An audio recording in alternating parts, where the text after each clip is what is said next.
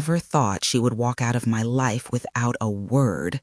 One afternoon, she closed the door, and the sound of it was like an ending, a small final click that sounded bigger than it had any right to. But there was a folded envelope tucked between the pages of an old cookbook, and when I opened it months later, everything turned. My name is Rosa. I am 54 years old, and for a long time, I thought my story ended on that doorstep. This is how I went from being the woman with 2 suitcases at a motel to the woman who quietly became the owner of the building where she used to live. Have you ever been abandoned by someone you raised? Tell me where you are watching from and write yes or no below, because I need to know I am not alone. What happened next will surprise you, and if this touches something in you, please subscribe for more stories like this. The evening it happened, the apartment smelled like garlic and lemon. I had been cooking because Emily was supposed to come over. I set plates on the table, lit a cheap linen candle that smelled like orange rind, and waited by the window while the radiator made a low clicking noise. I heard the elevator ding, and then a silence that felt like a held breath. Emily stood in the doorway with Brad beside her, and their faces looked like a photograph taken in the wrong light. She said, quietly, "You need to go," and Brad nodded like a referee confirming a foul. I remember the metallic taste in my mouth, the way the wooden floor felt cold under bare feet, the neighbor Angela knocking and then going downstairs when she realized what was happening. I tried to laugh, and it came out thin. I asked, "Why?" And Emily said, "It is better this way." That was the last sentence, and then the door swung closed. Kevin from maintenance stood in the hallway as if he had nothing to do with it. I left with 2 suitcases and my cookbook. I did not scream. I folded my sweater around my shoulders like a fragile animal. We spoke then in halting sentences aimed at the edges of civility. I said, "Emily, please." And she said, "Mom, this is not about you." And I said, "What do you mean?" And she said, "You know what you did." And Brad added, "We cannot have you here." And I asked, "Do you want me to leave tonight?" And she said, "Yes, now." Angela called down the stairwell, "Rosa, are you okay?" And I answered, "I will be fine." But I knew I was not. I remember the smell of the candle, the rustle of plastic on the suitcase, the cold knob under my palm. When the car door shut, I watched the taillights slice the rain streaking down the street like tears. The first night was at a motel on the edge of town where the neon sign hummed and flickered. The mattress smelled faintly of cigarettes, the soap by the sink had an industrial floral scent, and the television hissed a warm static behind its blank screen. That night I learned the exact weight of shame. The receptionist named Lisa wrote my name slowly on a card and said, "We get a lot of long journeys here." And I wanted to tell her that the journey was just a few blocks. I wanted to call anyone. I had saved a number for a woman at the shelter who had once helped me with a form, and when I dialed the line, the connection cracked and a voice said, "Hello," and I choked and hung up. Outside the window, a dog barked. Distant horns rolled by like waves, and a tray of vending machine coffee left a bitter powder on my tongue. I lay awake and tried to remember if my mother ever left a note. I could not remember. The days that followed were a study in small humiliations and the mechanics of survival. I ate microwaved soup in my car. I washed clothes in a laundromat that smelled of detergent and fabric softener. And I slept with the suitcase under my head like a pillow.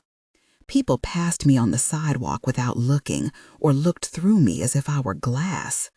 I visited the county office to ask about housing assistance, and the clerk, a woman named Sarah with a soft voice, said there were waiting lists and forms and appointments I could fill out.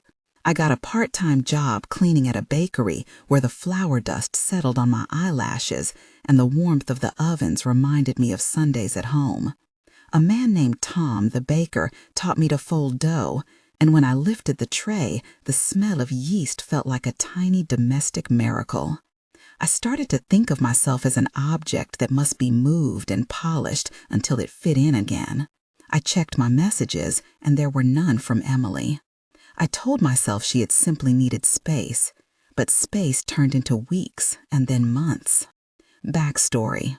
I was born in a small town where the river ran wide and the winter would strip the leaves from the maple trees until they looked like bones. My mother taught me to sew and to measure everything twice. I left home at 19 with a scholarship and a suitcase no bigger than the one I carried now, and I studied library sciences because books were honest and never asked for anything but attention. I married once, young and hopeful, to a man named Daniel who could fix radios with his hands and who loved me in ways that seemed like sunlight warming the panes. We had Emily when I was 26, and she had hair like a cornstalk and a laugh that filled rooms. The marriage dried up slowly because of debts, because things unsaid curdled into resentment, because Daniel found solace in the bottle. He left when Emily was 8. I worked 2 jobs, gave Emily lunches that looked pretty, and read to her at night until her eyelids grew heavy. I saved for college and pushed her toward music lessons because she had rhythm in her fingers. Later, I watched her take her first apartment, helped paint the walls, and tucked a spare key under a ceramic bird by the back step. I thought we had stitched a life together that would not unravel. Antagonist backstory. Brad came from a different neighborhood. He had charm and a way of making plans that seemed urgent and bright. At first, I liked him because he treated Emily like air, floating around, respectful and protective. He wanted things that sounded like promises, a new kitchen, a car, the sort of easy status that lands like a polished stone. But underneath the plans, he had a ledger. He kept receipts and he kept lists. He talked to the landlord, Kevin, about raising the rent, and he was friends with a real estate group that liked to watch old buildings for signs of neglect. They called themselves investors. Brad learned to look for fractures. When he saw me coming, suitcase in hand, he did not see a person who had raised a daughter. He saw an inconvenience. He told Emily that people from the building had complained. He convinced her that our past was a stain. He did not cry when he closed the door. He is the kind of man who eats with his mouth shut and keeps the plate empty of apologies. The first major turning point in my story came weeks later in a cardboard box I had taken from the attic of my old apartment building when I returned one night with a bag and a key I still had hidden. In the box were old letters, a shoebox of photographs, and a small legal envelope that smelt faintly of dust and ink. My hands shook as I opened it. Inside was a document with my name mentioned in an old trust, signed by my father, who had left town when I was 12 and who had since passed. It said that in the event of certain circumstances, there was a provision for me to claim a share of a property he had purchased years ago but had never mentioned. There were names, numbers, and a folded page that read, "See her quietly." The letter smelt like the cedar of a closet and the ash of old smoke. I read it in the laundromat under the hum of fluorescent lights and the wash cycle thumping like a heartbeat. For the first time in months, my world stretched with possibility.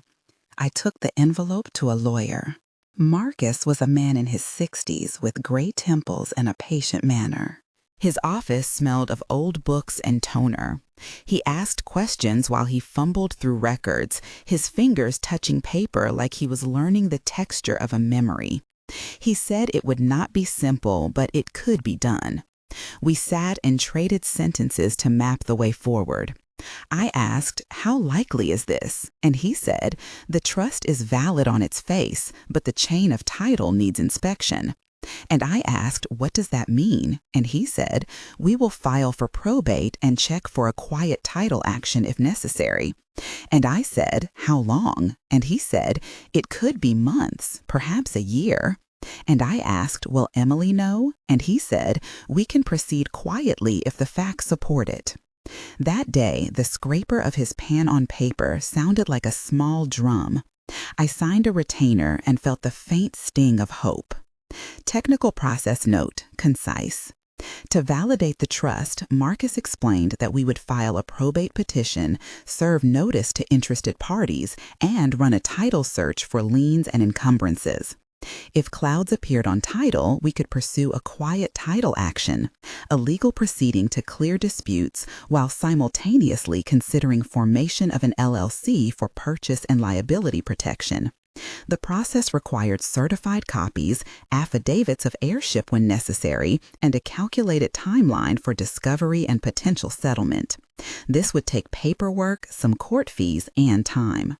When the CTA moment came, I paused in the middle of a street bench story and reached out to the audience because I needed witnesses. I sat in a small park and typed into my phone. I said, I know many of you are watching from kitchens, from cars, from rooms that smell like coffee. If you have ever been shut out by someone you love, write yes or no and where you're watching from. Share one line if you want. Your comment helps people feel less alone, and it helps me keep sharing this story. I read a few responses that night, and a woman in Chicago wrote yes, and a man from Ohio wrote no, but my mother did, and a teenager in Florida wrote, my grandma told me something similar. The thread became a small living map of survival. Thank you for staying. Now let me tell you what happened after the letter. In the weeks that followed, we did a quiet investigation. Marcus and I called an old county clerk named David, whose office had the deeds stored in a cramped hall that smelled of varnish and dust. David found the original receipt of purchase and an old record that listed my father as part owner of a low-rise building 2 neighborhoods over. The building had a faded sign out front and a lobby that smelled like coffee and shoe polish. I went there to look at the facade at noon when the light was honest and the paint showed every crack. The mailboxes were dented and someone had taped a flyer about laundry hours to the bulletin board. I knocked on a door and a woman named Angela answered with flour on her apron and a face that recognized strain. She said, "You must be family," and I said, "I think I might be." And she led me down the hall where a man named Tom was sitting with a newspaper and a dog licking his hand. That day, I learned names of tenants, little things about them, what they liked to grow on their windowsills, who had a piano, who liked to play late. The plan we made was practical and stubborn. Marcus suggested forming an LLC under my name to acquire the interest and to protect me from personal liability. We prepared a budget, and Marcus introduced me to an accountant named Hannah who explained tax implications and how to structure the purchase. We sat on the stoop and sipped coffee that tasted like grit and sugar, and we drew out scenarios. I felt like someone learning a new language.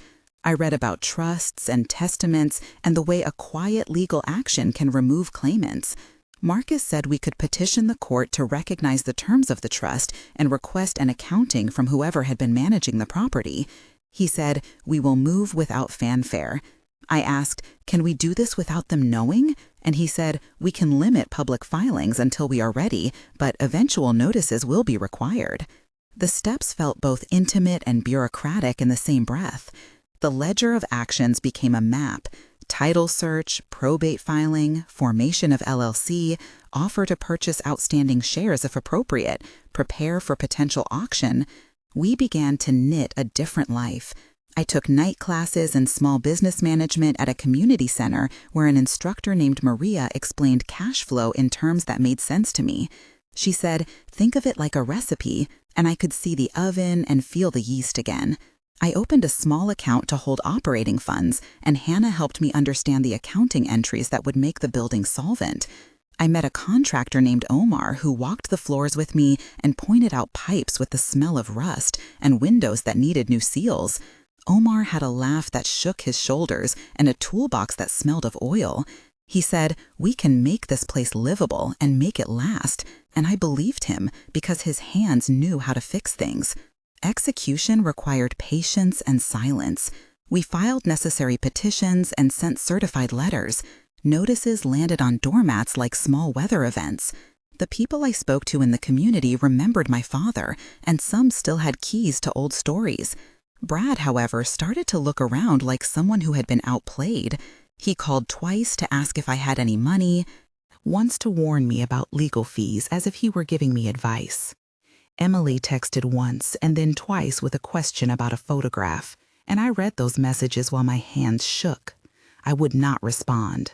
I learned to let silence be an instrument. I learned that sometimes the quietest voice carries the heaviest force. There were nights of tension that felt physical in the chest. One night, a letter arrived that threatened counterclaims and said that the property had been transferred to a trust under Brad and Emily, which was false.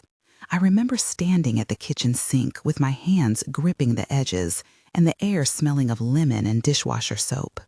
I called Marcus, and his voice was calm. We crafted a response, and he said, "We will subpoena the records and demand proof." And I said, "What if they go to court?" And he said, "Then we will present the trust document and the chain of title." I felt fear and also a strange steadiness. That evening I slept with the kitchen light on, and the hum of the refrigerator felt like a small lullaby. That was one moment of tension expanded. Another came when there was a meeting in the building, and Brad arrived flanked by two men who looked like they took instructions from his jawline. He stood at the lectern and said in a voice meant to clear the room, "We need to renovate and raise the rent." And Angela stood up and said, "You never cared before." And Brad snapped, "This is business." And the exchange went back and forth until Marcus stood and requested an adjournment on legal grounds. The air smelt of coffee, of sweat, of old plaster. A third moment was the night of the auction when an envelope slid across a table and I saw Emily in the crowd with a face like a statue. I felt my spine tighten, and the room smelled of printer ink and old leather. I breathed slow and remembered the flour dust in the bakery and the way Tom had said, "You can do it." Each of those moments lasted like an hour, though they were only minutes. Dialogues became long and necessary. In one key scene, I confronted Emily in a hallway outside a community hearing. The exchange ran like this. I said, "Emily, why did you close the door?" And she said, "Mom, you do not understand." And I said, "I raised you." And she said, "It was too much." And I said, "Did Brad ask you to do it?" And she said, "I made a choice." And I said, "Was I worth the choice?" And she said, "I needed a life." And I said, "We can have both." And she said, "Not with what you represent." And I said, "What do I represent?" And she said, "Old debt, old mistakes." And I said, "I would have fixed them if you had let me." And she said, "It is not that simple." We spoke like two strangers patrolling the edges of a shared past. Neighbors named Sarah, Omar, Angela, Tom, Hannah, David, and Maria watched with eyes that had seen similar falls. The conversation stretched and contracted like a rope until we had said everything and nothing. The turning point that finally shifted the scale was not dramatic in the way movies promise. It was paperwork arriving in the right order, a magistrate looking at the trust and saying the language was clear, and a title search showing there were no valid liens to block the transfer. It was months of calls and a deposit in an escrow account that meant I now controlled the asset through an LLC. It was the day I signed the deed with a pen that had a stubborn scratch, and it was the smell of the courthouse carpet and the taste of a paper coffee that tasted like cardboard. I remember Marcus smiling very faintly and saying, "Quiet victory." And I thought about the words quiet and victory braided together like an unlikely couple. Once I had control, the consequences rippled. Notices went out to tenants about repairs and improvements, and some people were relieved and some were wary. Brad tried to spin the narrative in the building's association meeting, saying he had been a savior and a partner in community improvements. I walked up to the podium and spoke in a voice that did not tremble. I said, "I am Rosa. My father invested in this building years ago. I am here to make it safe and affordable." The room smelled like old varnish, and the hush felt like a warm cloth. Emily sat in the back with eyes that were not the same as before. I described the repair schedule, the plan to create a small fund to help long-term tenants with rent, and the idea of a community room named for the old owner. People asked questions and I answered, using the practical language I had learned with Maria and Hannah.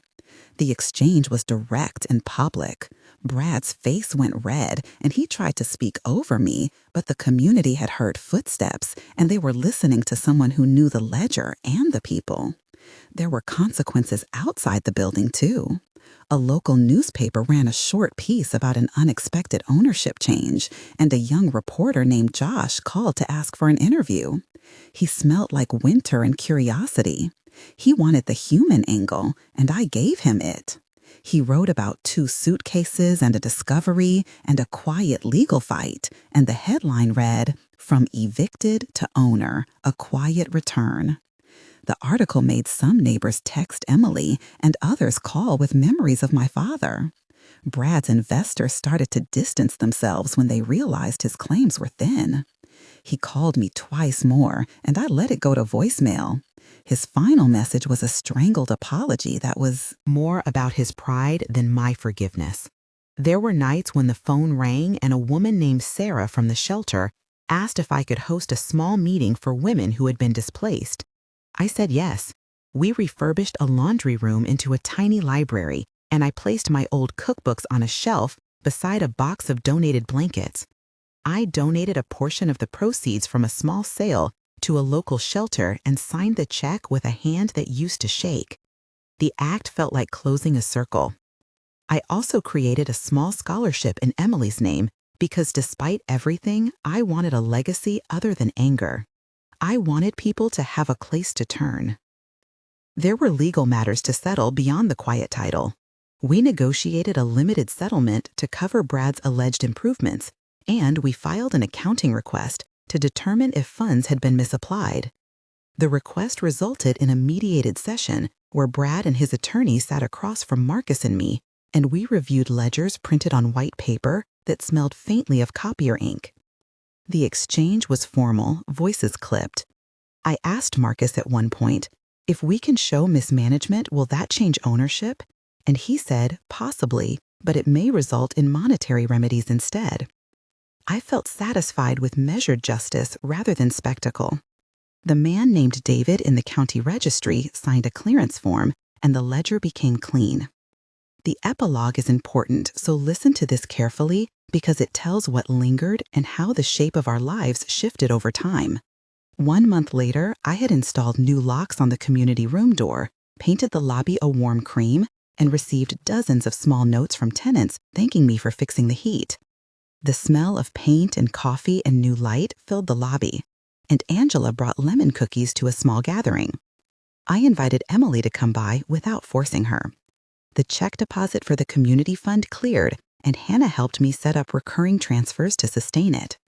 In that first month, I also received a letter from a distant cousin who offered a photograph from my father and the trust that explained why he had written "See her quietly." It turned out my father had hoped to protect me from predatory interests by keeping the arrangement subtle after his death. There was a quietness to his care that made me cry in the stairwell and then laugh because of the absurdity of timidity. 3 months later, the building had a new boiler installed and a small garden on the rooftop where people planted herbs and a few tomatoes. The garden smelled like earth and lemon thyme and the wind. I had met with city zoning to apply for small grants, and I organized a renters meeting where we set up a grievance committee. Emily had not come to meetings, but messages arrived from tenants who said she had left a stack of old records at Marcus's office. Brad had moved out of the city. He sent a text apologizing that I did not read aloud. I donated half of a modest profit from a minor property uplift to a local shelter named Harbor House, and they sent a thank you with a small plaque that smelled of glue and varnish. The plaque hung in the community room like a quiet reminder. 6 months later, the building was quieter in the best sense. There were fewer maintenance calls and more music drifting down the hall on Sunday afternoons. I hosted a small recital for children, and Emily surprised everyone by arriving with a violin case. She stood at the back, hands tucked into her coat, watching the room like someone seeing a place for the first time. After the recital, she came to the community table where I was signing a notice about a Saturday workshop. We did not speak for a long time. Then she said, "I did not know." And I said, "Did not know what?" And she said, "That you could do anything like this." And I said, "It was waiting." And she said, "For you." And I said, "For both of us, maybe." And she did not answer. She stayed only long enough to fold the program and then left, but she left a small envelope on the table with a handwritten note that read, "I am sorry I left. I am trying." I put it in my pocket like a breath. There were practical follow-ups. We completed a cost accounting for the repairs and published a short report for tenants. We set up a mechanism where tenants could apply for a rent stabilization fund if they had sudden income loss. The LLC had an operating agreement and monthly meetings, and our first payroll was processed without incident. Marcus mailed a parcel containing the certified deed and a short memo explaining the chain of custody of the property records. The memo used legal terms that had felt opaque, but Marcus translated them into plain language and folded the paper neatly. For closure, I visited the courthouse one quiet morning and filed a final affidavit acknowledging the trust terms and the settlement. The act felt administrative and ceremonial at once. I stood and watched the clerk stamp the document, and the stamp sounded like a small bell. I do not tell this story because I want you to marvel at a personal victory. I tell it because justice can sometimes come in small, lawful increments, and because people who are treated as disposable are rarely given the scripts they need to reclaim a life. I am not vengeful. I refused to make a spectacle. I wanted solidity. I wanted a place where people could live without being treated as temporary. I wanted to make amends for the ways my family had been careless across generations. In the end, I donated half the proceeds from a modest sale of non-essential assets and set up a small foundation in my father's name to support tenants' rights education. I named the community room after him because his quiet choice had made a loud difference. If you are wondering about Emily and me, the reconciliation remained tentative. We met months later at a quiet cafe where the coffee tasted like caramel and the table was cold to the touch. We ordered pastries and the sugar felt like truce. We spoke of small things, of rain, and the sound of traffic 2 blocks from my building. She said she had been ashamed. I said shame can be heavy. She said she wanted to try. I said try is a good verb. We did not recover everything, but we exchanged a few meals, and we agreed to attend a mediation session when she was ready. I forgave in the sense that I released the idea of punishment. I also set boundaries because forgiveness does not mean erasing memory. It means choosing differently. This is not an invitation to court drama, and it is not the end of suffering. It is, however, proof that an overlooked document in a box can change the shape of fate when joined with steady, lawful action and community support. It is also an argument for small kindnesses that compound. To those who helped along the way, I owe names and gratitude.